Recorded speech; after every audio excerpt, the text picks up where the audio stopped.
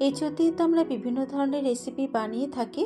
আজকে আমি আপনাদের সাথে শেয়ার করব এঁচোড় দিয়ে একটা দুর্দান্ত স্বাদের রেসিপি। নমস্কার বন্ধুরা, স্বপ্নার কিচেনে আপনাদের সবাইকে স্বাগত জানাই। আমার আজকের রেসিপি এঁচোড়ের কোপ্তা কারি। একবার এইভাবে এঁচোড়ের রেসিপিটা বাড়িতে বানিয়ে খেয়ে দেখবেন, খেতে কিন্তু দারুণ লাগে। আশা করি রেসিপিটা আপনাদের ভালো লাগবে। যদি রেসিপিটা আপনাদের ভালো লেগে থাকে ভিডিওটাকে একটা লাইক করে দেবেন।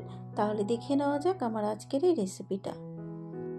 এঁচোড়ের কোপ্তা কারি বানানোর জন্য এখানে এঁচোড়ের খোসাটাকে ছাড়িয়ে নিয়ে মাঝারি সাইজের টুকরো করে এঁচোড়টাকে কেটে নিয়েছি, আর এঁচোড়টাকে কিন্তু ধুয়েও রেখেছি।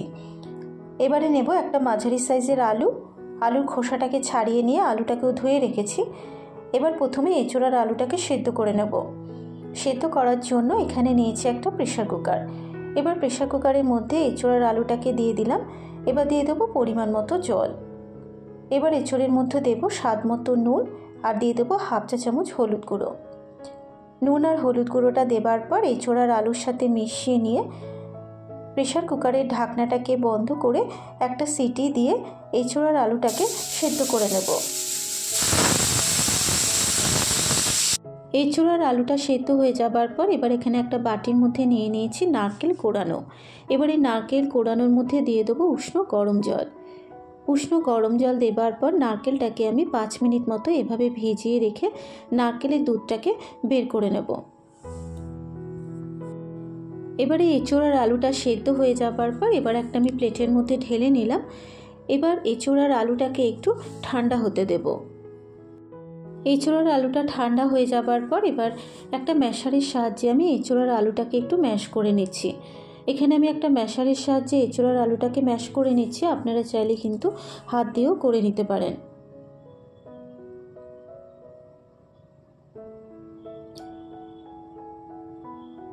এঁচোড় আর আলুটাকে ম্যাশ করে নেওয়া হয়ে গেলে এবার এর মধ্যে কিন্তু কিছু গুঁড়ো মশলা এবার আমি অ্যাড করব। দেব হাফ চা চামচ মতো হলুদ গুঁড়ো, দেব 1 চা চামচ ভাজা মশলা, এখানে গোটা জিরে, গোটা ধনে, শুকনো লঙ্কা শুকনো খোলায় ভেজে গুঁড়ো করে নিয়েছিলাম। দিয়ে দিলাম সেই ভেজে রাখা মশলা, হাফ চা চামচ কাঁচা লঙ্কা বাটা, আর বাইন্ডিংয়ের জন্য দিয়ে দেবো 2 চা চামচ ময়দা। এবারে হলুদ গুঁড়ো, ভাজা মশলা, কাঁচা লঙ্কা বাটার ময়দাটা দেবার পর এঁচোড়ের সাথে মিশিয়ে নিয়ে খুব ভালো করে মেখে নেব।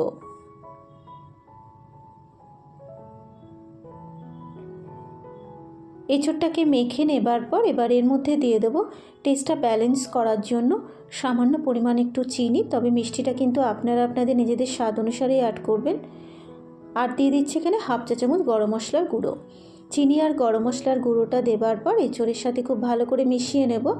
আর এঁচোড়টা সেদ্ধ করার সময় আমি সামান্য পরিমাণ নুন দিয়ে কিন্তু এঁচোড়টাকে সেদ্ধ করেছিলাম, তাই এখানে আরও অল্প পরিমাণ একটু আমি নুন দিয়ে দেব। যেহেতু নুনটা একটু কম হয়েছে তাই এখানে আমি হাফ চা চামচ মতো নুন দিয়ে দেব। নুন দেবার পর এবার এঁচোড়ের সাথে খুব ভালো করে মিশিয়ে নিয়ে মেখে নেব। এঁচোড়টাকে এখানে আমি খুব ভালো করে মেখে নিয়েছি। এবারে এঁচোড়ের কোপ্তাগুলোকে তৈরি করে নেব। কোপ্তা তৈরি করার আগে হাতের মধ্যে আমি একটু সর্ষের তেল মেখে নিলাম। মেখে নেবার পর এবার আমি অল্প অল্প এঁচোড় নিয়ে ঠিক এইভাবে হাতের তালুর মধ্যে নিয়ে একটু গোল করে শেপ দিয়ে নেব। একটা এঁচোড়ের কোপ্তা তৈরি হয়ে যাবার পর এবার একটা প্লেটের মধ্যে রেখে দেব। এই একইভাবে কিন্তু বাকি কোপ্তাগুলোকেও তৈরি করে নেব।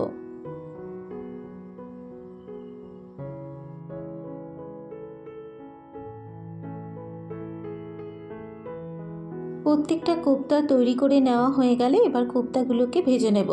কোপ্তা ভাজার জন্য কড়াইয়ের মধ্যে দিয়ে দেবো বেশ কিছুটা পরিমাণে সর্ষের তেল। রান্নাটা কিন্তু আমি সর্ষের তেলেই করব। তেলটাকে খুব ভালো করে গরম করে নেবার পর এবার এক এক করে কোপ্তাগুলোকে আমি তেলের মধ্যে দিয়ে দেবো।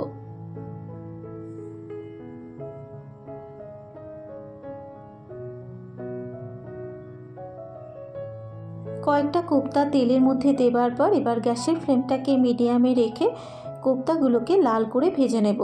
আর কোপ্তা ভাজার সময় অবশ্যই কিন্তু গ্যাসের ফ্লেমটাকে মিডিয়ামে রেখেই ভাজতে হবে, তা না হলে কিন্তু কোপ্তাগুলো পুড়ে যাবে আর খেতে ভালো হবে না।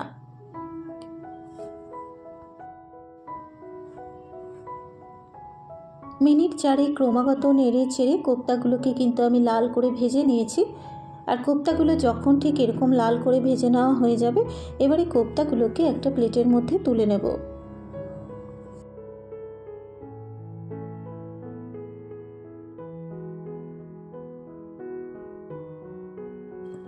প্রথম ব্যাচের কোপ্তাগুলো ভেজে তুলে নেবার পর ওই একই তেলে বাকি কোপ্তাগুলোকেও আমি একইভাবে কিন্তু ক্রমাগত নেড়ে ছেড়ে লাল করে ভেজে নেব।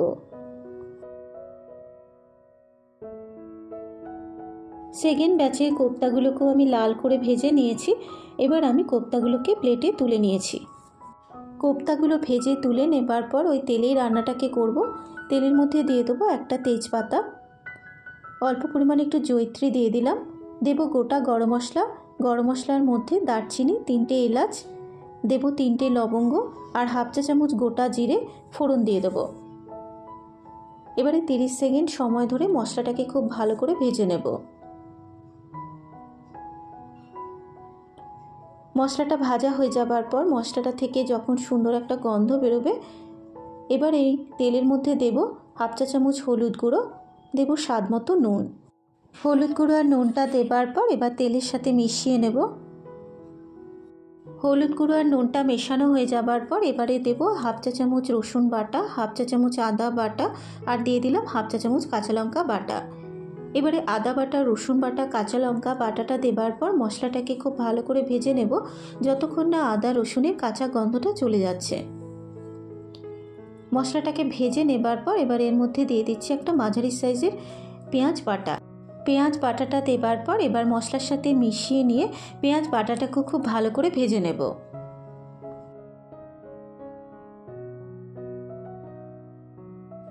মশলাটাকে ভালো করে ভেজে নেবার পর এবার এর মধ্যে দিয়ে দেবো টমেটো বাটা।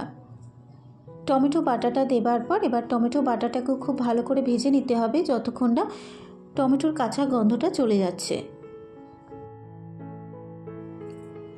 মশলাটা যখন ঠিক এরকম ভাজা ভাজা হয়ে আসবে এবার এর মধ্যে কিছু গুঁড়ো মশলা অ্যাড করব। দিয়ে দেবো হাফ চা চামচ জিরের গুঁড়ো, হাফ চা চামচ ধনের গুঁড়ো, হাফ চা চামচ লঙ্কার গুঁড়ো আর মশলাটা যাতে পুড়ে না যায় সামান্য পরিমাণ একটু জল দিয়ে দিলাম। এবারে সমস্ত গুঁড়ো মশলা দেবার পর মশলার সাথে মিশিয়ে নিয়ে মশলাটাকে মিনিট 3-4 সময় ধরে খুব ভালো করে কষিয়ে নেব যতক্ষণ না মশলা থেকে তেল ছেড়ে আসবে।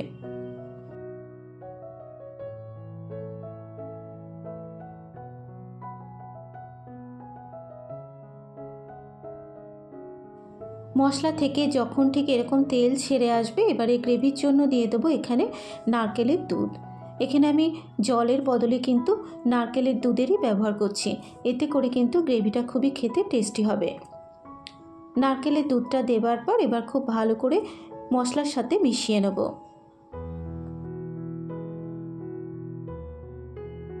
নারকেলের দুধটা মেশানো হয়ে যাবার পর এবার গ্যাসের ফ্লেমটাকে লোতে রেখে মিনিট 3 ঢাকা দিয়ে গ্রেভিটাকে ফুটতে দেব। মিনিট 3 সময় ধরে আমি গ্রেভিটাকে খুব ভালো করে ফুটিয়ে নিয়েছি। এবার এর মধ্যে দিয়ে দিচ্ছি ভেজে রাখা কোপ্তাগুলো। কোপ্তাগুলো দেবার পর এবার গ্রেভির সাথে খুব ভালো করে মিশিয়ে নেব। কোপ্তাগুলো গ্রেভির সাথে মেশানো হয়ে যাবার পর এবার 1 মিনিট আমি কোপ্তাগুলোকে গ্রেভির সাথে ফুটতে দেব।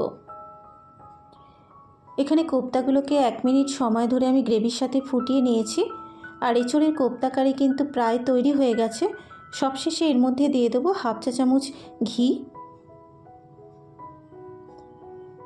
আর দিয়ে দেবো হাফ চা চামচ গরম মশলার গুঁড়ো। ঘি আর গরম মশলার গুঁড়োটা দেবার পর এবার এঁচোড়ের কোপ্তা কারির সাথে খুব ভালো করে মিশিয়ে নেব।